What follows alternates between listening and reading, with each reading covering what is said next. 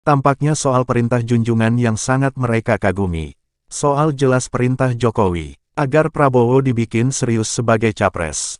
Perlu polesan Ade Armando, Abu Janda, dan yang lainnya yang bersedia mengorbankan idealisme. Oleh Asyari Usman, jurnalis senior Freedom News. Cawe-cawe Pilpres langgar konstitusi. Presiden Joko Widodo bilang, tidak melanggar. Dia tegaskan tidak akan netral pada Pilpres. Ini juga melanggar UUD. Lain lagi pelanggaran etika. Yang sangat kasihan adalah para buzzer cuan. Mereka juga bingung mengikuti cawe-cawe Jokowi. Buzzer cuan yang semula sekandang dan seya sekata, kini mulai berkelahi. Denny Siregar pecah kongsi dan cakar-cakaran dengan Ade Armando, Abu Janda, Guntur Romli, dan lain-lain. Armando mulai bersilat lidah dengan Guntur Romli. Armando dan Abu Janda menyusup ke kubu Prabowo Subianto.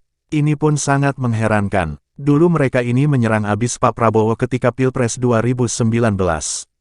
Semua caci dan kutukan mereka kepada Prabowo masih segar dalam ingatan.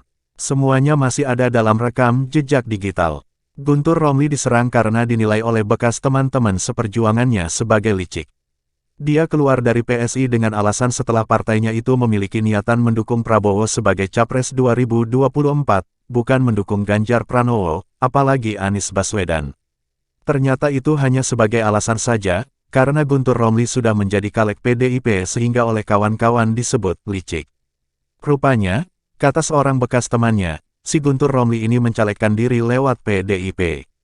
Singkatnya, Guntur Romli diam-diam menjadi caleg PDIP sepertinya tanpa sepengetahuan teman-temannya di PSI. Ketika Prabowo datang ke PSI, dan partai itu disinyalemen memiliki niatan untuk mendukung Prabowo, maka momentum ini dijadikan alasan Guntur Romli pamit keluar dari PSI. Masih ingat Abu Janda mencerca Prabowo? Tentulah masih segar dalam ingatan bagaimana si Abu Janda habis-habisan mencerca Prabowo. Tapi, herannya para pendukung Prabowo bisa terpukau oleh loncatan si Abu ke kubu Prabowo. Semua terdiam, tidak ada sepatah kata pun dari orang Prabowo yang berkeberatan. Padahal, si Abu pernah menjelek-jelekkan Prabowo sampai kandas dalam musim Pilpres 2019. Sekarang, Prabowo lah bulan, Prabowo lah bintang. Sembah sujud plus jilatan terbaik kepada Prabowo. Begitu juga Armando, dulu menjelekkan mantan Danjen Kopassus yang mengoperasikan tim Mawar untuk menculik sejumlah mahasiswa yang ikut demo anti Soeharto pada Mei tahun 1998. Denny melarang Armando kritik PDIP. Bisa dipahami, karena PDIP mencapreskan Ganjar Pranowo yang menjadi idola Denny. Di lain pihak, Armando adalah seorang yang berpikiran fair. Haha, dia akan kritik yang dianggapnya tidak benar. Nah, fenomena apakah yang sedang melanda kaum buzzer cuan itu? Soal cuan, ideologi, atau perintah junjungan? Tampaknya soal perintah junjungan yang sangat mereka kagumi.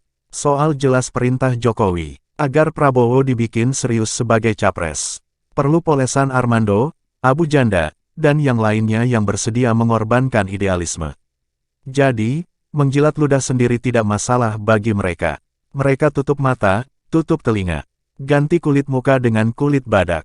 Sekarang kita tunggu saja, bagaimana cara mereka menjilat majikan baru yang dulu mereka caci maki.